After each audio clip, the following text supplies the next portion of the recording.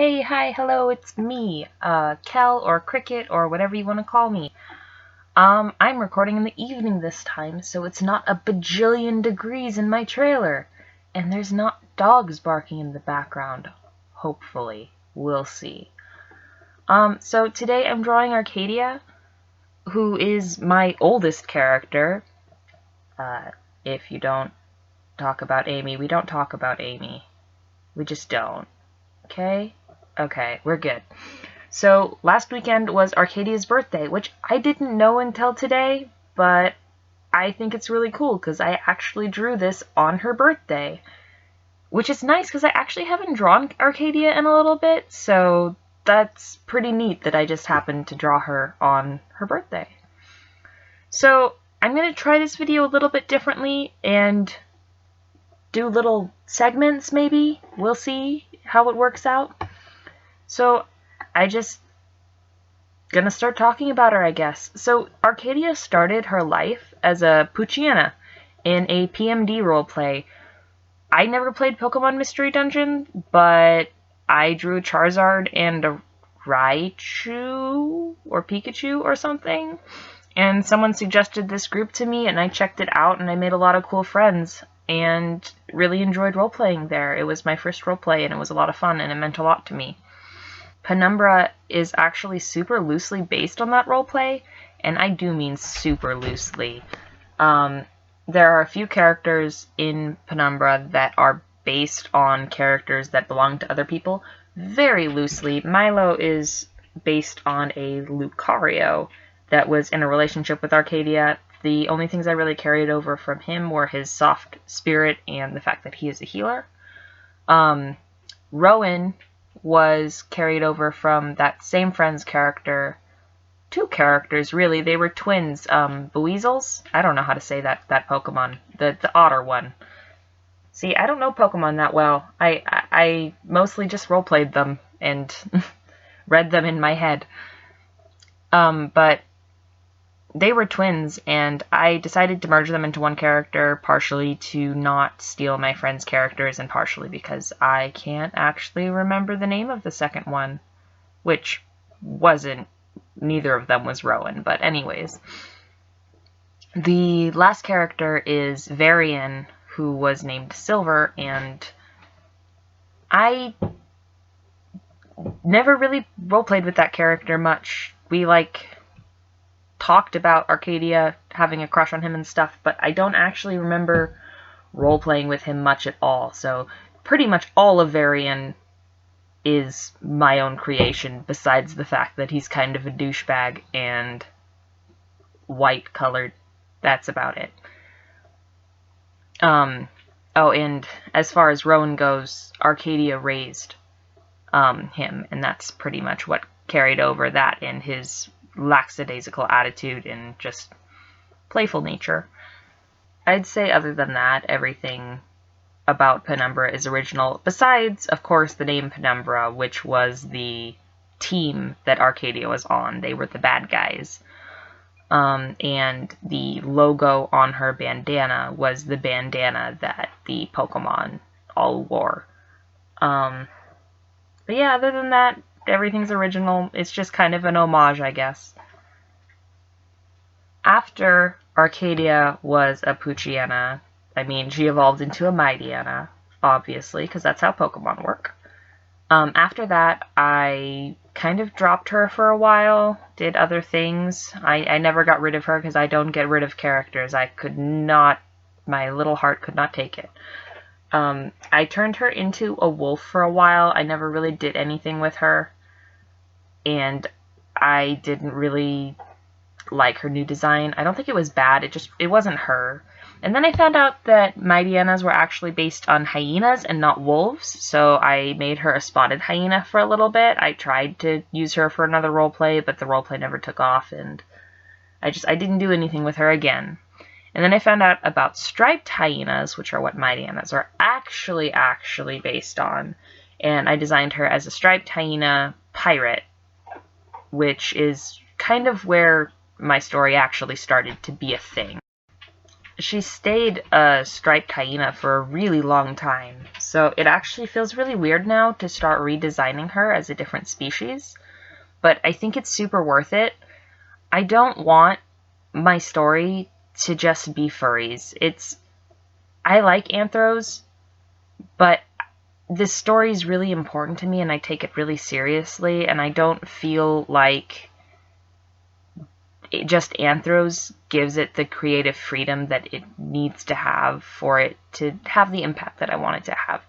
Probably my biggest inspiration for Penumbra is Treasure Planet, and I really like how they dealt with anthros in their movie. Like Captain Amelia, she is clearly a cat, but she's not just a furry. She's not just an anthro cat. She's an alien. She's her own species, and I think that gives a lot more credit to the character design, a lot more believability, I guess. It's just I don't want it to be the stereotypical this is how you draw furries characters. Like Zootopia takes it in a different direction than just, I don't know, I don't want it to be the furries that every artist draws. And I don't feel that this drawing has really hit that mark yet. I feel like it needs more changes to make it more original, but I definitely feel it's a lot better than just an anthro hyena. So it's a start. I'm going to continue working on them and hopefully end up with something that I'm happy with. So as far as her actual design and species design goes, what I started by changing was her shape, of course, because I drew it before I colored it. I made her ears significantly larger. I added some links like tufts to the top, something warmer. I decided to have this species live in a temperate forest, so I took inspiration from animals like lynx for the ears. I kept the hyena mane, of course, because I feel like that's one of Arcadia's trademark looks. And then the biggest change I made is I added this unicorn lion-like tail. I think it really fits the characters that are of this species, Arcadia being one and Ayla being one. I'll talk more about why I feel it fits her in her own video, but partially just because it's elegant. I feel like she's an elegant character. As for Arcadia, the biggest reason I feel it fits her is because something interesting about lions is that fur in the tip of their tail actually has a bone in it. And when they're fighting other lions, they will hit themselves with that bone to hurt themselves and make themselves more angry, which just, it's an interesting concept to cause yourself pain to fight better. I just somehow feel it really fits her. She's very impulsive. She's very quick to pick a fight and like goad herself on. So I thought it was fitting for her. And then I added the tufts of fur on their elbows just to pull in the extra fur I added into her design on the tail and the mohawk that wouldn't really be on a natural hyena's mane. And then as far as colors go, I thickened up her markings. I made them more angular to try and bring in more of a fantasy vibe. I made her scars bigger. I added skin on her inner ear instead of fur, which doesn't really fit the temperate forest feel, but I really like how it looks. It makes it look like she hears better. It adds a little bit of a different color. It makes her earrings pop. I'm just overall happy with it. And I kept that the same color as her scars to keep her palette a little more simple.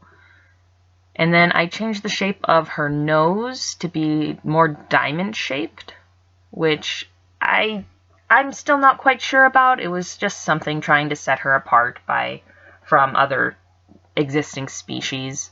But we'll see how that goes. Overall, I just warmed up. I need to stop saying overall. I'm still getting used to this. I'm sorry. But I warmed up her colors quite a bit, and I feel like that adds to the fantasy feel. I'm not sure why, but I'm happy with it. Hopefully it doesn't pull her too close to Ayla's colors, but I am redesigning Ayla pretty much completely, I think. I'm going to try to keep the same feel of her character, but she's going to be changing a lot more than Arcadia, I think. Getting towards the end of the video, I think. I'm like 3/4 through it. I don't know what I'm doing. I am just trying here. I tried something new with the shading here, and I'm really happy with it, so I'm just going to point it out. After I finished shading, I went over on a top layer and just picked colors from the layers below and repainted some things. I feel like it added a lot to the depth and color and contrast, and overall, I really think it added so much to the picture. It didn't take super long to do, and I definitely will be doing it again.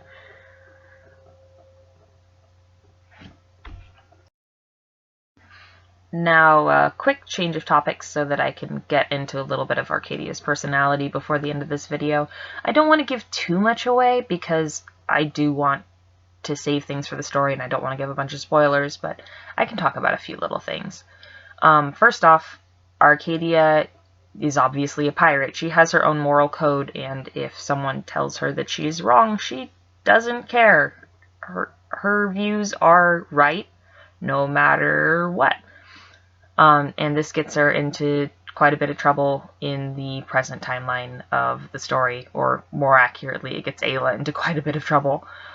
I feel like the biggest thing that defines her as a character to me is her maternal instincts and her need to protect those that she deems to be innocent.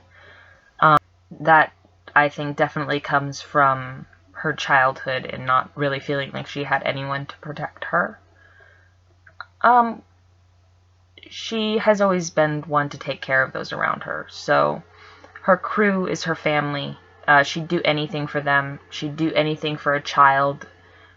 She'd die for a child that she'd never met before if it meant saving them. That's probably how she ended up being with Milo. He's a very soft-hearted soul. She sees him as innocent. It actually took quite a bit of effort for Milo to prove himself as worth her seeing him as an equal instead of seeing him as someone who needed to be protected, which I think probably put some, I say probably like it's not the story that I'm creating, but it would put some strain on their relationship in the beginning when he is trying to make her see him as his own person and not just someone that she needs to take care of like everyone else she has in her life. Which I think is an important character moment for her, and I'm really excited to explore that in the story. But I don't want to give too much of that away because I love those two, and I am really excited to share their relationship. I think they're just really sweet, and I'm gonna say goodbye now, I think, because I'm actually getting to the end of this video. I can't even tell you how many takes this took. I live in a trailer and it is 106 degrees outside, and I kept turning my AC off, and finally I gave up and waited for the evening. I have been putting this off for like a week or two. I'm babbling now to get to the end. Bye. I'm just gonna find some royalty-free music or something for the rest. See you later. Bye-bye.